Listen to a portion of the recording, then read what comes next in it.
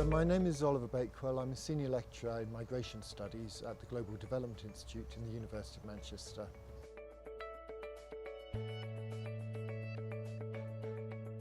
How migration and development are interlinked, and how far when people move, how does it change their development prospects and the development prospects of the countries they leave?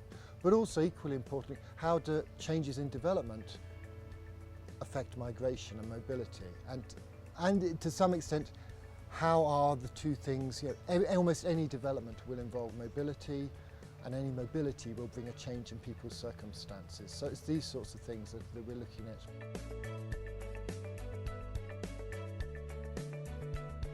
at. I'm here in Nairobi as part of a project which I've been doing for the last 2 years called the Research and Evidence Facility, working with the EU Trust Fund for Africa, where we're providing research, critical and independent research in relation to work that the EU is funding in their EU Emergency Trust Fund, which is concerned with how understanding the relationships between investments in development and people's mobility, both within and this is within the Horn of Africa. So both people moving within the Horn, and also those obviously in Europe are great concern about people moving to Europe. But it's one of the projects I'm involved in. We're just starting a new project in collaboration with, I think it's 26 partners. Another colleague at Manchester, Tanya Bastia, is working on the same project, well, it's a suite of projects which is funded by the Global Challenge Research Fund, UK government research funding. Over the next 5 years, we'll be involved in this major research hub, looking at the relationship between movement between developing countries and the changes in inequality.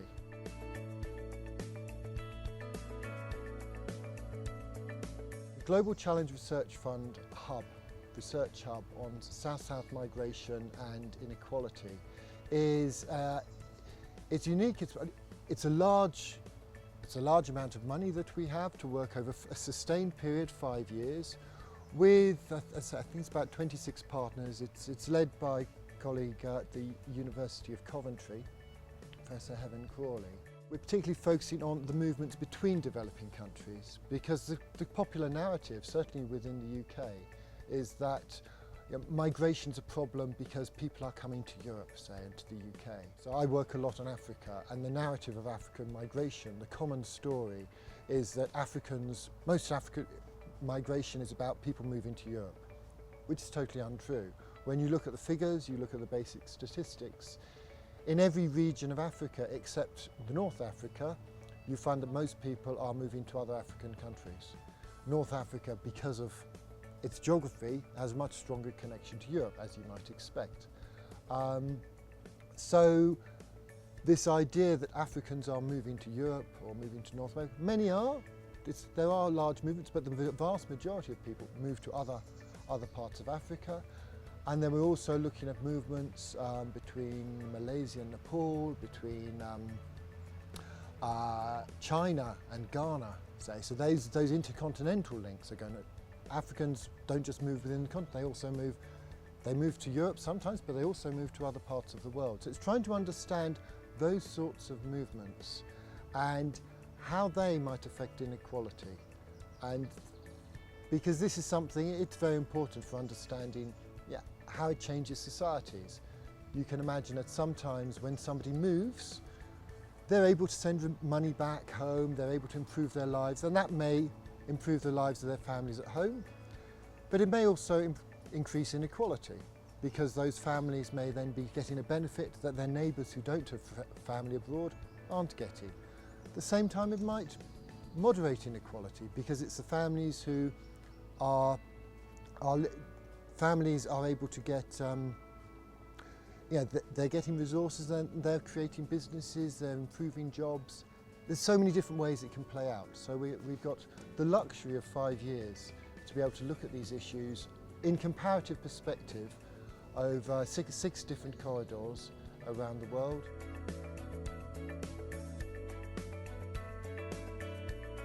We're academic. We want it to not only sort of provide information, which is part of what we do, but it's also to challenge the questions and the fundamentals of the way we do research, or sorry, the way we make policy. So if you're making a decision about migration, you're thinking as a policymaker, say, you think this is a problem, and we might be able to say, well, actually, you're looking at the wrong issue there. You need to think about it in a different way.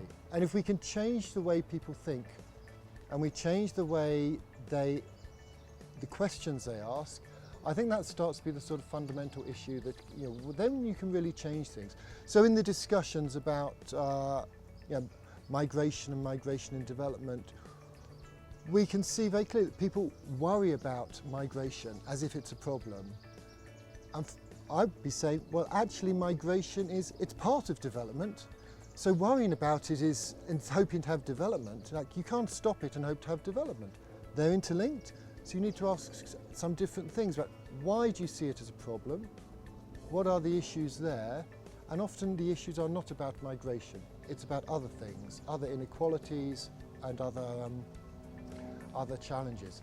So research, we hope, can provide information but also challenge assumptions, challenge norms, challenge ideas about connections between things.